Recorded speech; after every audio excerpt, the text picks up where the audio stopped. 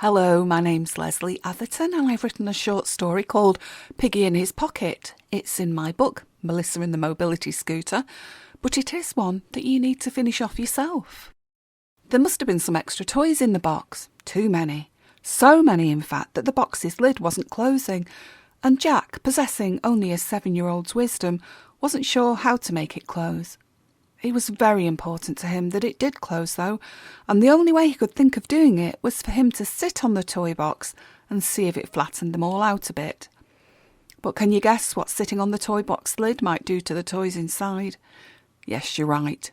Toys got broken. Even Jack's small weight was heavy enough to make a crumble, a crack, and another. Then there was a long sound, like Jack's brother wheezing. Jack jumps up from the box's lid. What was that noise? He almost didn't dare to look inside.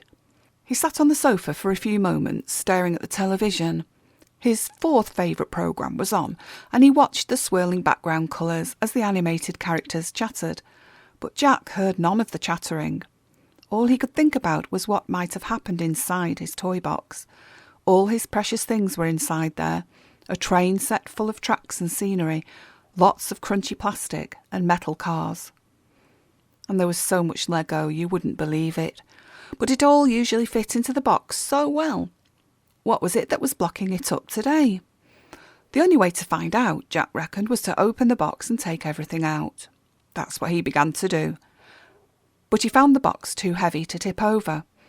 So he began to grab the items inside in big, strong handfuls.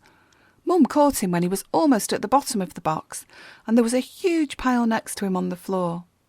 He tried to explain why he was doing it, but she didn't really want to know. She just seemed to want to shout and scold and generally be pretty cross, and unable to understand that Jack was trying to do something useful. That was all. He just wanted to help. Mum left the room to see to Jack's older brother, with threats to Jack if he didn't clear up by the time she got back. Jack had every intention of tidying up quickly. He knew how important it was to keep the living room tidy, especially when you had plans to become an aeroplane. He didn't want to hurt his feet on chunks of Lego again. So Jack grabbed the toys and blocks in handfuls as large as such a small lad could manage, and soon enough almost everything was back in. There weren't any new toys since the last time he'd filled the toy box the previous day, but still the box lid would not close. "Jack," called his mother, "have you cleaned up yet?" "Yes," he said, looking at the lid.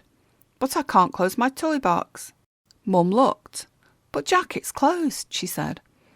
Jack turned back to look at his toy box and was astonished to find that Mum was right. The toys inside were flattened and the lid closed easily. Jack was accustomed to things being confusing. After all, he was a young lad and didn't know all that much about the world yet. But this was an odd kind of confusion. It was as if all the things he usually understood were now going wrong. Mum left the room with a sweet goodbye and a "Good boy, Jack, for doing as I asked." But Jack still had his mind on other things. What was in his toy box? There was only one way to find out, and that meant he had to have a good rummage in the box again. Bits of Lego and Meccano spurted out and flew onto the carpet next to him. "What you up to, Jack?" Mum called from the other room. "Looking for something," he replied, and moved all his stuff around. By the time he'd rummaged through everything and put it all back, he realised that the box's lid was open again. Jack was getting fed up of it now, really fed up. That was when he heard a rustling inside the box. Something was moving. It made a funny sound, not quite a cat and not quite a pig, but somewhere in between, like a meow-week kind of sound. There it was again. Jack peeped in the box, and what did he see? His cheeky pig toy that usually fit into his hand quite easily had now swollen up. It was now the shape and size of a beach ball and had, as a result, pushed lots of other toys out on the floor. "Hello, Piggy," Jack said.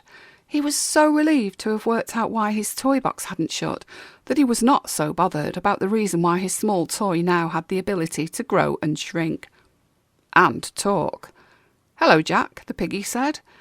"I don't like being in there. I was just trying to get out." "But how did you grow?" "I don't know. It just happened. I like it though, don't you?" "Yes, it's nice to have someone to talk to," said Jack with a smile as he lifted Piggy from the toy box and moved him behind the sofa so he would be hidden from Mum when she next walked in. "Where do you want to live then, Piggy?" asked Jack. "In your bed, of course, warm and dry and not at all cluttered." Jack thought about it. "All right," he said, "but no wriggling or I will throw you on the floor." "And I will just bounce back in," said Piggy. Jack was a bit uneasy, but Piggy was one of his very favourite toys, so he didn't think there would be any harm in it.